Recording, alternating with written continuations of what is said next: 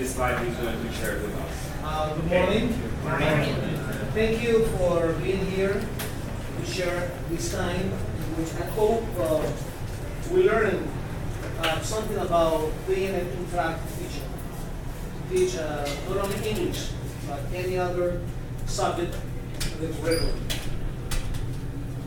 The idea of the papers on the chairs is to make this presentation interactive.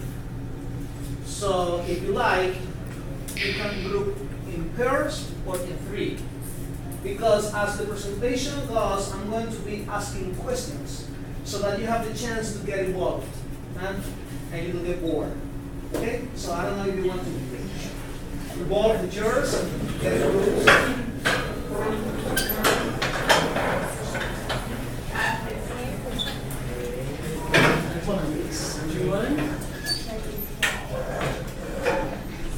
Okay, you have a couple of papers. Yes.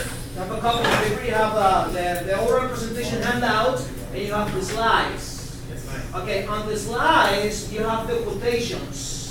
Okay, and this is the oral presentation handout. So we're going to be. I'm going to be speaking across. Okay. So the topic of the oral presentation is managing the interactive classroom. So I'm going to start by asking the following question. What does the title suggest to you? The title of the dissertation is Managing the Interactive Classroom. So my question is, to break the ice, what does the title suggest to you? To optimize or to make the best out of or having a control of. Okay. What if we break out the words and we reflect and we do some meta language and we reflect on managing, which comes from manager, and interactive, which comes from interaction. Then you put the words together and managing the interactive classroom. What does the title suggest to you? Make it the best out of interaction and communication. Good. Interaction, communication. Among Among the students and the teacher. Good. Among the students and the teacher. Good. Very good. Somebody else? How to direct or lead active classroom sessions, students, actual students, very interactive. Very active students. Okay. Very good. Someone else? I would say that first I thought it was going to be like more addressed to ICTs, but it's not only ICT, I would say. It involves more than only technology. Okay. Good. Somebody else? Okay. So there you have the table of contents on the third page. Then you have the abstract. Okay. And the abstract is composed of 1, 2, 3, 4, and 5 paragraphs. So I'm going to assign a piece of fragment to each group. Okay? So, you three will be in charge of abstract. Okay? You will be in charge of the abstract. Okay, you three will be in charge of the introduction until the quotation, which is communicated as. You two will be in charge. That's page 4. Page 4. You will be in charge of the third paragraph until the people's future as follows. Starting on page 4 and goes to page 5, first paragraph. And the rest of the group, the rest of the auditorium will be in charge of group work, and group work, okay.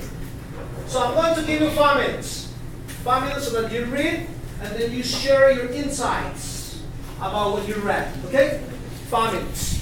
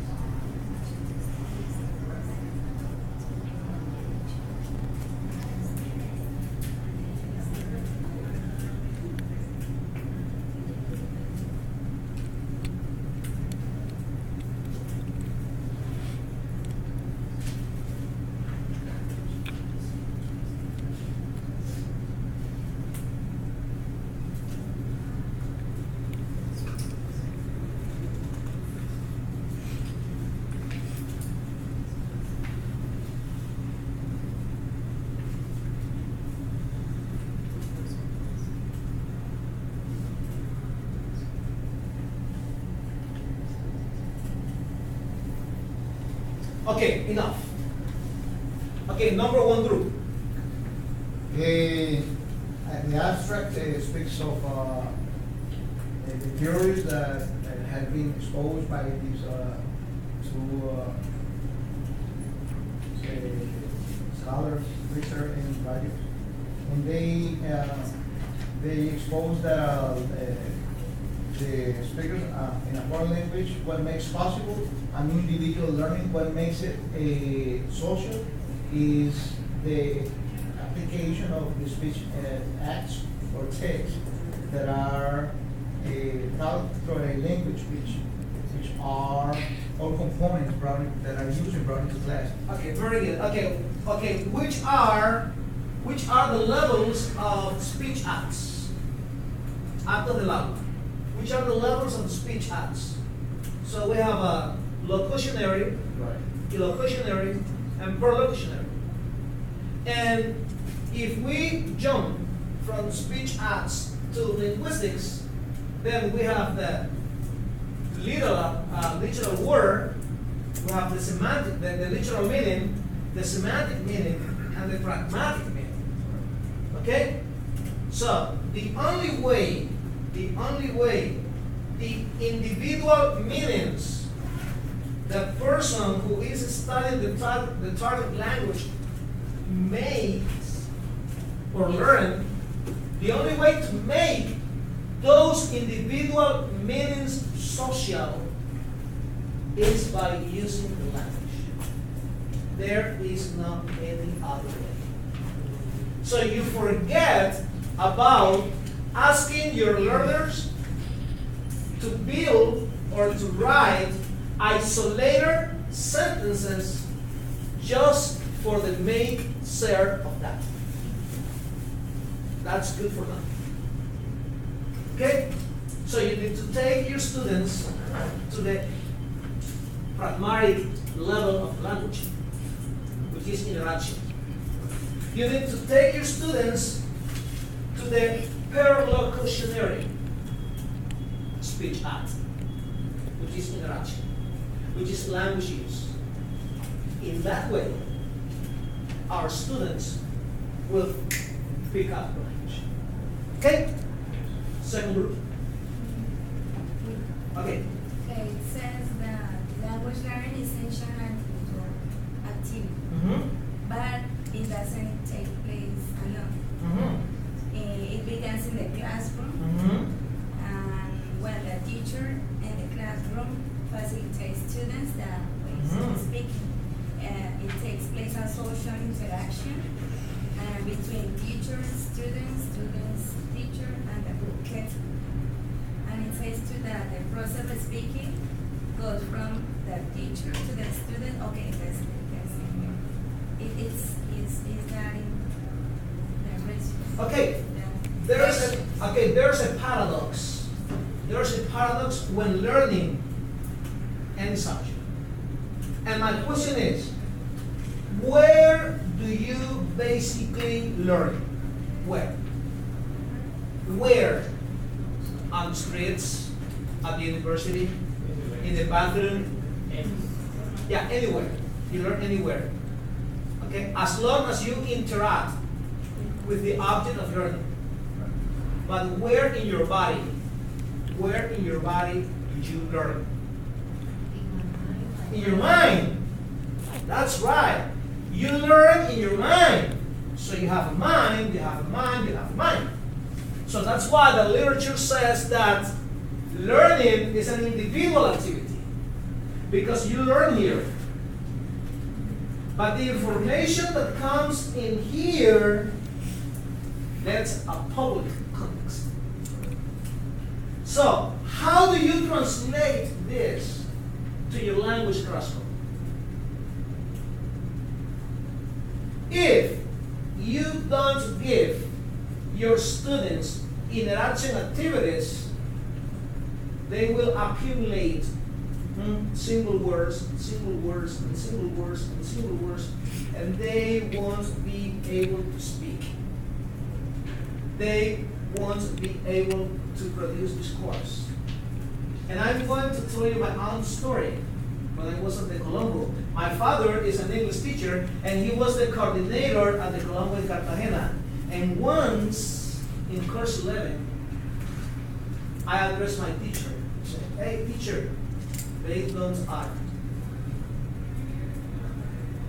They don't are. What do you think about that?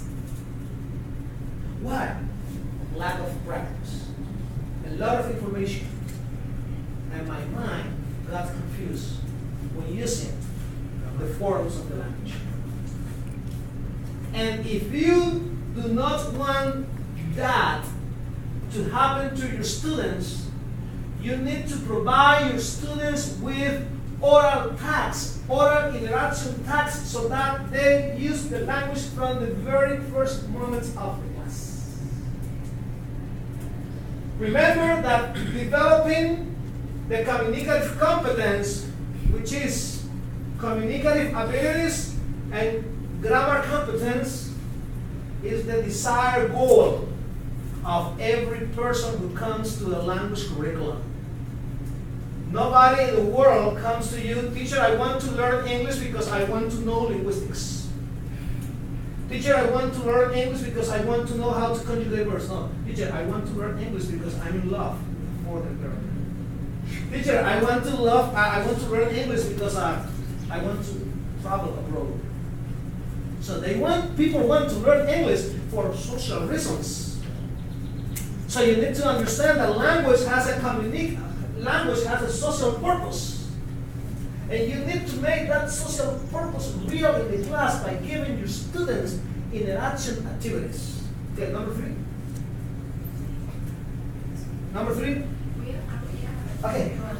Interaction involves communication in different forms. Group work, individual work, collaborative work. Group work supports second language to be meaningful meanings for both speaker and listener. Group work is beneficial for lifelong learning and develop other people's features. Okay. What is the major characteristic of people? We are social. We are social entities. Okay? So, when you ask your students to work in group, okay, you are telling them that knowledge, science, and everything is constructed socially. That you are not the almighty in the world. That you have valued things, but some other people also have valued things. And when working in groups, okay, we see mixed abilities. In groups, we have poor students and good students. And good students help poor students. Okay? So that's one of the benefits of putting our students to work in group. 4. Who has 4? Nobody? Okay, very good. So, let's go to the warm-up questions. Question number 2, question number 3, question number 4, and the rest, question number 5. Okay? 5 minutes. 5 minutes.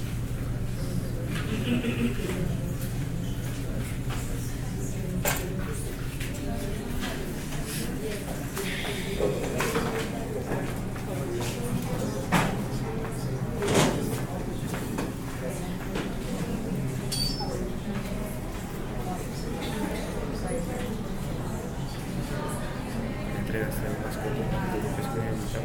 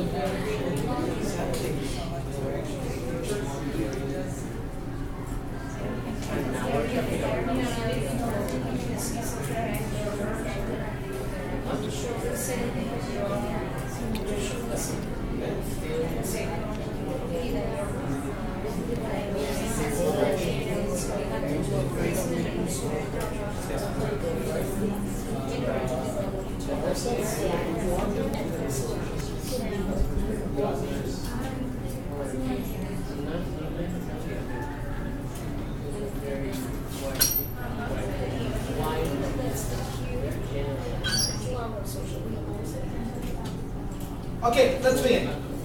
Question number 2. Question number 2. Who has question number 2?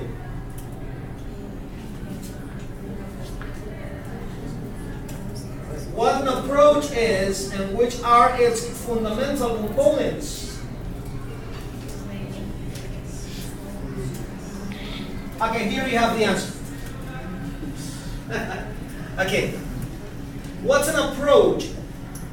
An approach is a theory of language and a theory of learning. So, my question is, what's your name? Yes. Maria del Carmen. What's your approach to language teaching?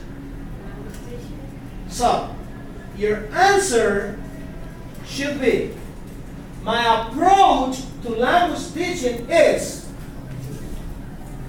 one of this and one of this.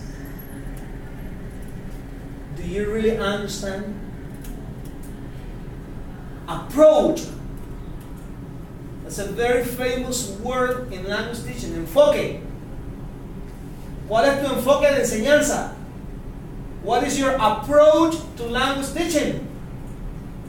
So your approach consists of one of this and one of this. Okay? Oh, my approach is structuralism. This is the way you teach English.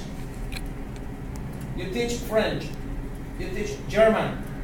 You teach Italy.